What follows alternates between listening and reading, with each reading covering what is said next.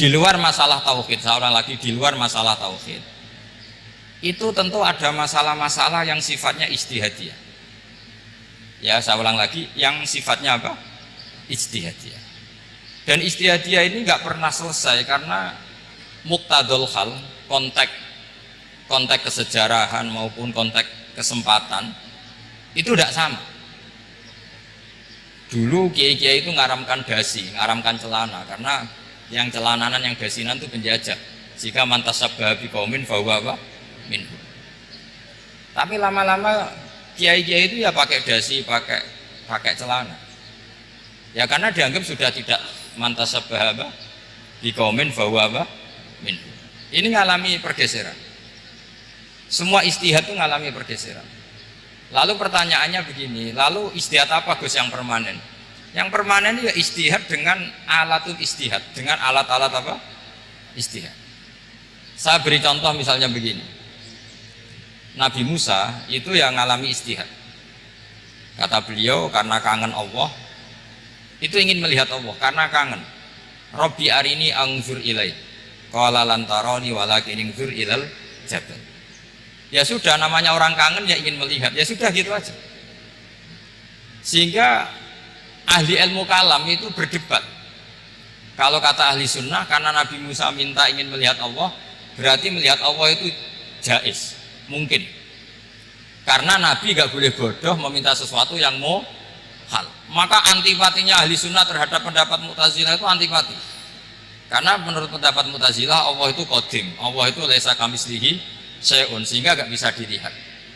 Pertanyaannya adalah berarti Nabi Musa meminta sesuatu yang muhal, itu bodoh sekali sampai nggak tahu mana muhal mana apa jaiz. Makanya kata Imam Ghazali, masa Nabi Musa yang nabi nggak tahu kalau melihat Allah itu muhal sampai minta, berarti nganggap itu jaiz atau boleh. Itu cara pandang orang-orang ahli sunnah apa wal jamaah. Tapi tetap saja sebagian ulama itu ya balelo, yang kayak Mu'tazilah itu ya balelo, cara berpikir pokoknya itu karena kangen, bukan karena mungkin atau tidak mungkin. Jadi nggak mungkinnya tetap tidak mungkin. Terus mereka dalil la tudrikul absar wa huwa yudrikul absar. Nah, sudut pandang ini akan terus. Ada seorang wali ditanya, kalau kamu di surga ingin melihat Allah apa enggak? Jawabnya enggak. Kenapa? Kasihan Allah. Terus kenapa?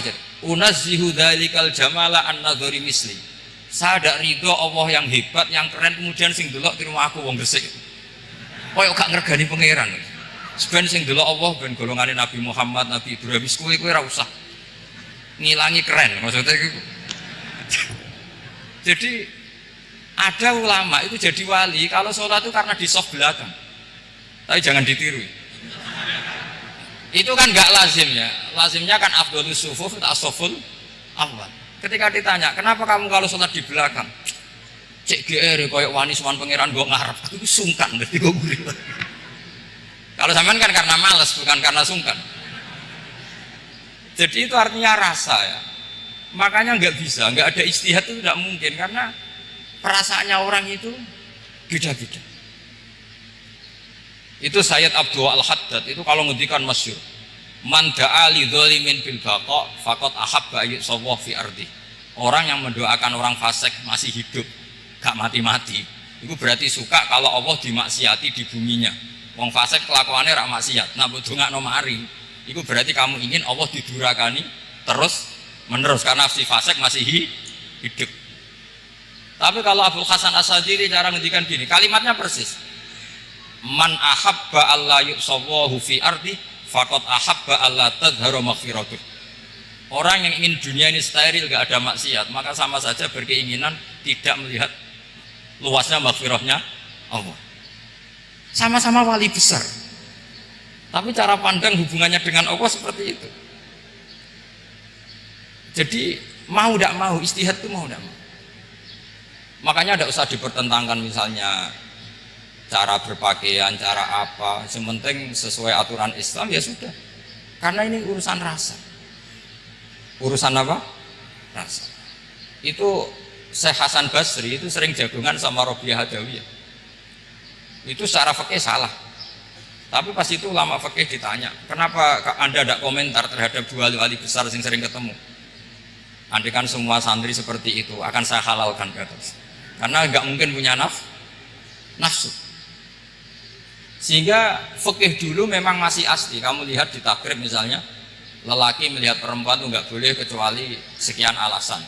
Termasuk boleh itu ditaklim karena mengajar, atau lil muamalah. Ini yang mulai masalah. Ada warung kopi, penjaganya cantik, santri-santri ngopi, ini lil muamalah. Itu kan kasus itu. Mau disalahkan pada takbirnya, mau dibenarkan ini jelas fasik kan, jelas fasik. Maksudnya sudah fasik sebelum itu ditambah itu, jadi fasiknya permanen. Nah pertanyaannya adalah, kalau kamu ngajar mbak-mbak, kemudian hafal yang cantik yang enggak, itu taklim di nazar apa nazar di taklim? Itu taklim apa modus? Nah, makanya kalau ngopi cari bakul yang cantik, itu muamalah untuk nazar apa nazar untuk muamalah? Loh, kalau saya ngopi dengan kiroba pasti halal. Karena begini, berjalan saja, bareng capek, nggak tahu itu warungnya siapa, terus berhenti ngopi. Kebetulan bakulnya cantik. Nah itu mungkin halal karena kan saya tidak milih-milih. Ingin ngopi kebetulan bakulnya cantik. Kalau kamu kan nggak hafal daftarnya. Wah itu mesti haram itu. Itu mesti haram itu. Karena berarti kan kamu menjadikan ngopi ini modus. Gue jagani nak takok pangeran. Lo kok nazar? Muamalah Gusti, muamalah. Itu mesti modus. Maka fikih itu harus dikawal oleh tasawuf. Kalau enggak, semua hukum fikih bisa diakalin. Makanya Imam Bukhari punya satu bab namanya Kitabul Khiyal, bab mengkhilaf fikih. Beliau itu antinya sama Abu Hanifah itu luar biasa. Gak ada ulama dibenci Imam Bukhari kayak Abu Hanifah. Masyhur. Untungnya beliau gak menangi Abu Hanifah. Kalau menangi geger terus, bisa bahsul masail terus.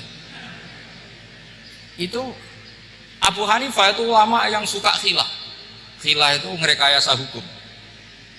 Misalnya begini, saya ini puasa agak lemes, ujian agak lemes, apalagi kiai serawati duit, santri guling-guling lemes ini. Apa mangan itu kan, poso-poso kok mangan kan gak keren. Supaya saya bisa makan dan halal, saya bisa ngajak kiai Robai ya jalan-jalan, nyari yang jarak 2 marhalah, ya sudah. Terus bisa makan. Kalau ditanya Allah kok makan, musafir.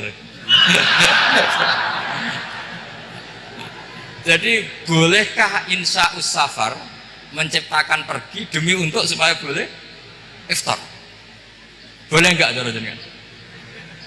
Coba kok enggak boleh, alasannya apa? Kan pergi. Perginya juga enggak maksiat. Itu khilaf. Tapi Sayyid Muhammad, Abuya Sayyid Muhammad, Muhammad bin Alawi, Sayyid Muhammad itu membela Abu Hanifah. Artinya membela jangan semua khilaf itu diharamkan. Karena itu cara, saya ulang lagi, karena itu cara untuk mengawal bahwa hukum Allah itu luas. Karena kalau nggak ada khilaf itu ya kita kesulitan. Kita kesulitan. Misalnya begini, ini penjelasannya, makanya kita harus sering mendengar. Saya itu dulu masih sangat fikih itu protes, kenapa ada poluan polisi wanita? Itu kan pekerjaan cowok ya, pekerjaan pria.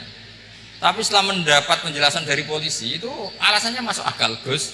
Kadang-kadang orang nakal itu menyembunyikan narkoba itu di alat wanitanya. Itu kalau semua lelaki, polisi kayak jenengan, masalah itu. Sehingga memang harus ada polisi wanita, karena sebagian pengedar narkoba itu perempuan dan menyembunyikannya di tempat itu. Kalau semua polisi cowok kan gak kebayang. Sehingga kita akhirnya mendengar